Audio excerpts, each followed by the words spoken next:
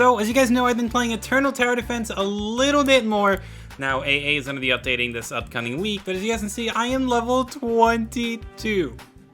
And well, basically, this is going to be a short video showing guys what I did to get level 22 and to get as lucky as I did. So, yeah, if you're playing Eternal Tower Defense, let me know. If you want to see more videos, of course, let me know. Basically, what I'm going to do is showcase all these units that I've got right here, and I'll tell you the best way to do everything from how I started to where I am now. So, for starters, number one, get some friends, guys. Get a friend or two to play with you guys, because this game, as free to play friendly-ish as it is, you're going to need friends to do it with you, because when you first start the game, you're going to go into this thing called Eternal. See that right there? Level 0+. So that's the first thing you're going to do. You're going to go to the Eternal area there.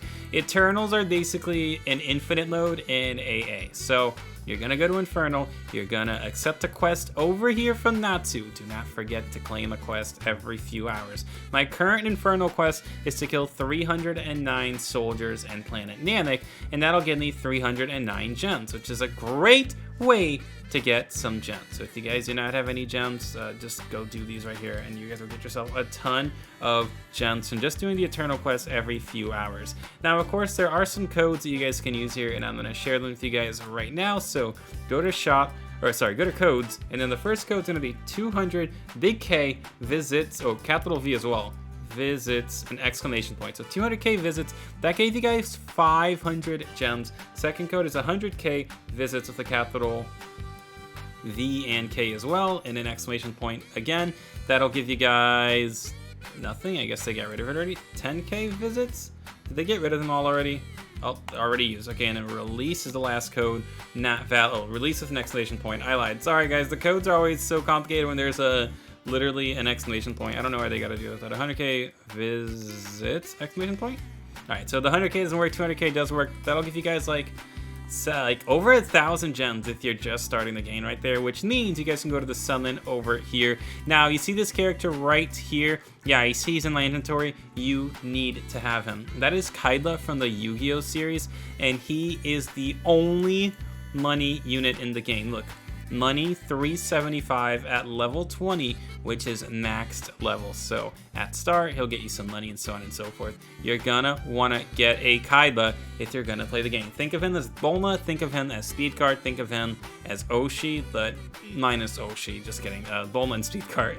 Yeah, he's a Bulma and Speed Card. You're gonna wanna summon for him. Then the other banner, you got yourself, Shanks. He's okay. I definitely wouldn't go for Shanks first. I do have a Shanks, so I am ready to evolve him or awaken him as the game goes, but I don't have enough to awaken him just quite yet. Now, first things first, like I was saying, you're going to want to do the Eternal. So let's go ahead and check out an Eternal here. I'll bring my team here, and you guys can see it's really not that difficult to do the Eternals. Go to play, go over here, as you guys can see, 0 out of 4. So you're going to want to do this with your friends. There's also a challenge mode. The enemies have 3 times HP, but you get 1.15 times gems, and there's a chance for a secret unit. Each wave increases the drop chance. I'm gonna go ahead and try the challenge mode really quickly here, just to show you guys how easily it is to get gems, or how easy it is to get gems, along with the fact that we also got the Eternals quest, and I gotta kill 300 enemies from here.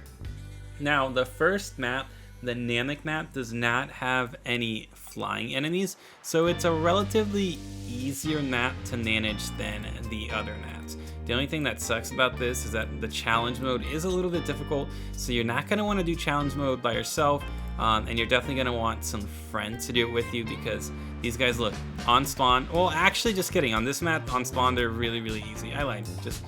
Just you're not going to have an evolved team of all mythical units like I do, so make sure you come with your friends when you're doing this. But for me, I should be able to do this fairly easily with my current setup. All I really got to do is place a unit down, and I'll be able to kill everyone. There we go.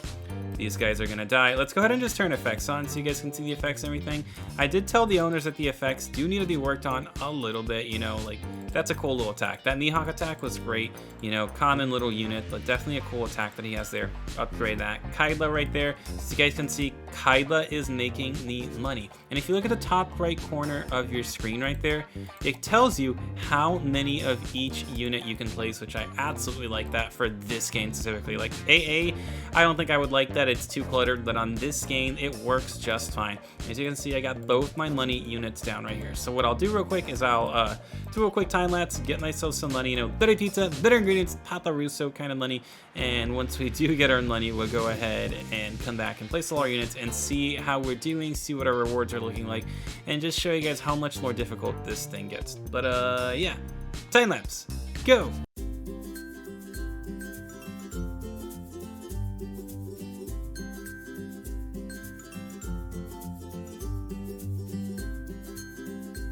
And there it is, the last upgrade for Kaida is done. We've got both our money units making me a total of 12,000 cash every way, which is really, really helpful. You're just gonna see, watch, as I try to max out the units I currently have right now. They're super, super expensive, so you definitely need a Kaida on your team. Now, I'm gonna go ahead and place a third Mihawk, like right here, I think. That way he's hitting the entire map. But as you guys can see, as I start upgrading him, his damage goes from 700 to 1500. Mihawk's like one of the best units in the game, guys, trust me. Upgrade again to 3100 damage, 7 target last right there, so they all die.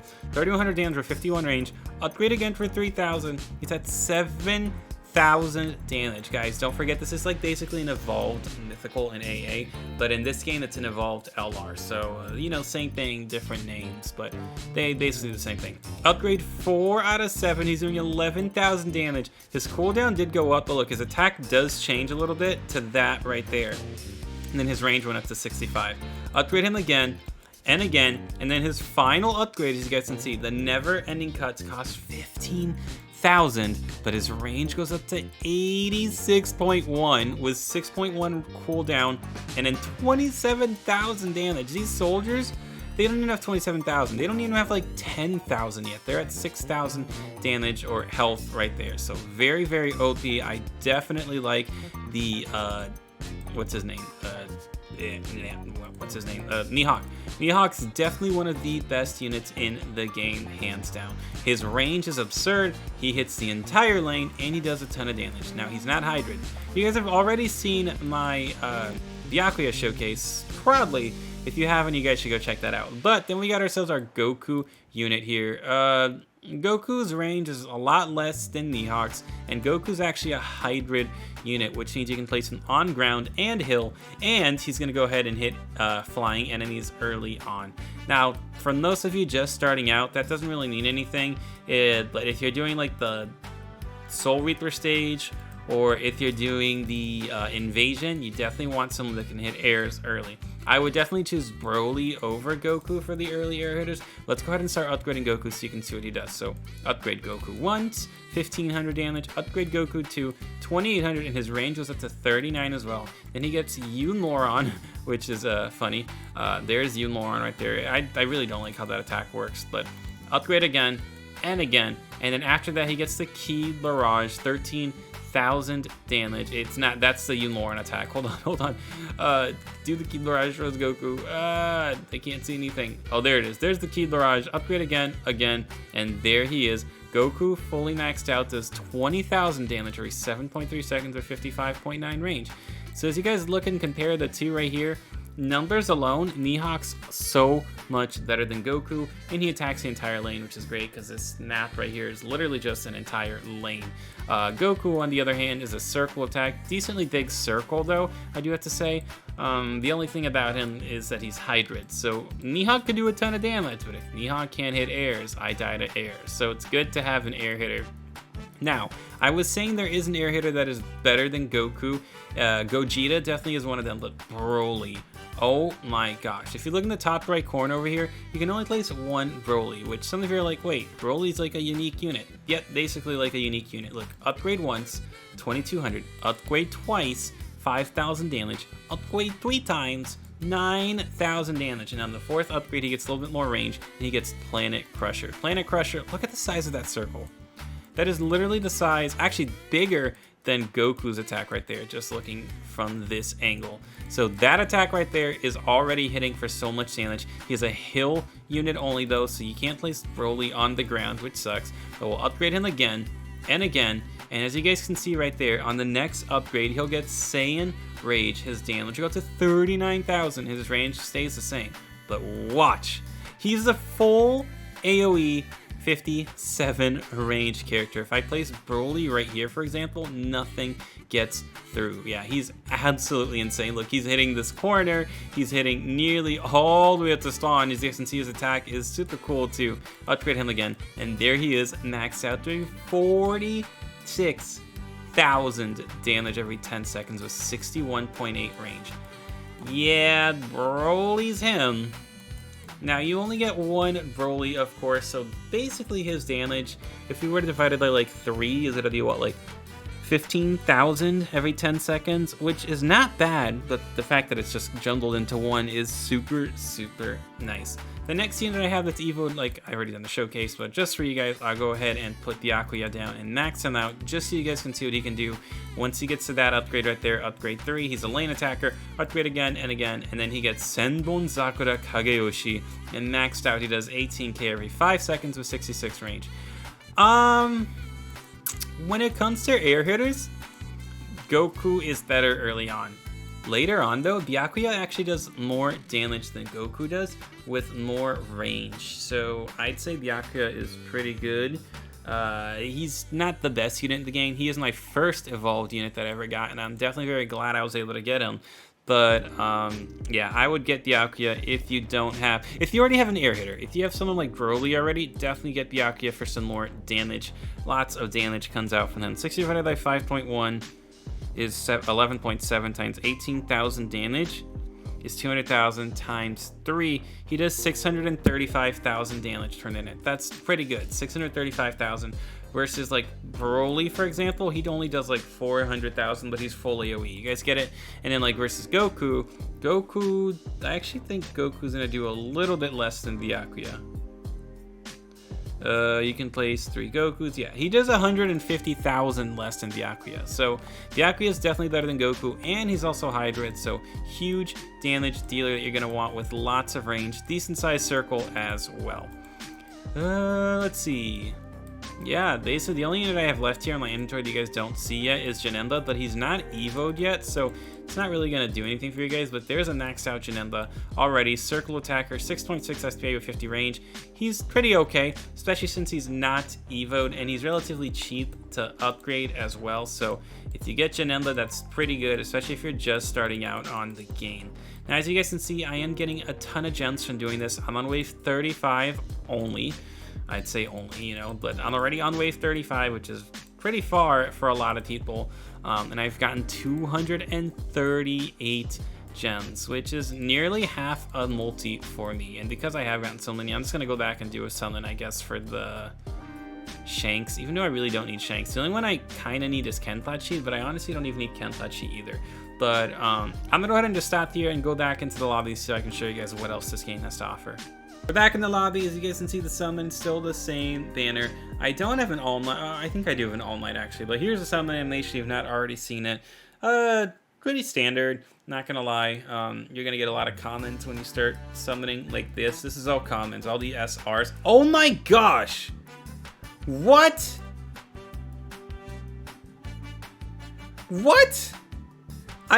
Guys, that was extremely lucky. The fact that I got the mythical and the legendary in that summon is absurd. I didn't even need this extra Shanks. Look, I already have a Shanks. I don't even know how I got so lucky there, guys. Don't believe it. It won't be that easy to actually get Shanks, but I guess that's some free experience for my Janemba. And yeah, anyways, so we go back to our Eternal quest here. We should have finished it if we go to our quest, Eternal. Oh, I only killed 167. Anyways, you guys get the point. Do the Eternal quest. Look, then you're going to have to kill 298, then you're going to have to kill 1 Kenpachi, and then you're going to have to kill 206 Soul Eaters. I don't like the Soul Eater one right there. But yeah, last 2 things that the game has to offer right now is the Awakening system, which you need coins, and the items. In order to get the Gogeta item, you're going to teleport, you're going to go to the Evasion, and in the Invasion, you're going to get right there. So you can get Janemba, the weapon to Evo Janemba, coins, and the helmets right there, which is what I need to Evo my Gogeta. I only have 6 out of the 8, so I'm very close to evoing him. I have the coins already that I need to, so... Oh, I guess I don't. It's 250. I need 500 coins to evo both of them. That sucks. And then you need like 150 for Shanks.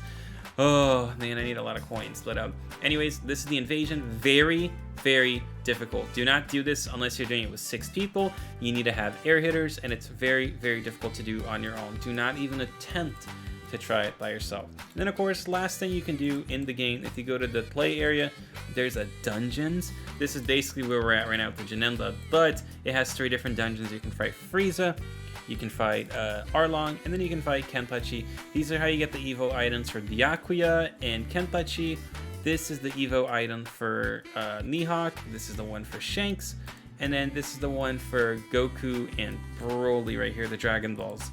Honestly, the game's got a lot of potential. I see some people have been playing it. I've definitely been playing it. Theo's been playing it. A lot of people on our Discord has been playing it. So if you guys want to see me play some more, let me know. I probably will play some more because I still got to Evo my Janemba. But for now, that's it. I'm going to go to sleep. I'm really tired. I'll see you guys later. Reason Thesis. Bye!